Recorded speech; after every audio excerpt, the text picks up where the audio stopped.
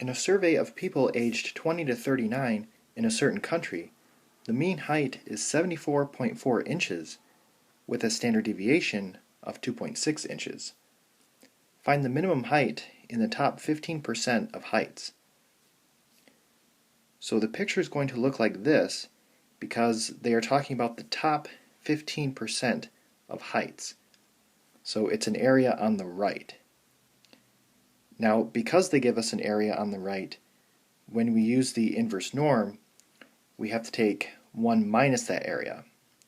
Because again, inverse norm always works its way from left to right. So we would type inverse norm of 1 minus 0.15 and then specify the mean and standard deviation. And this is 77.0947, which we round to 77.1 inches.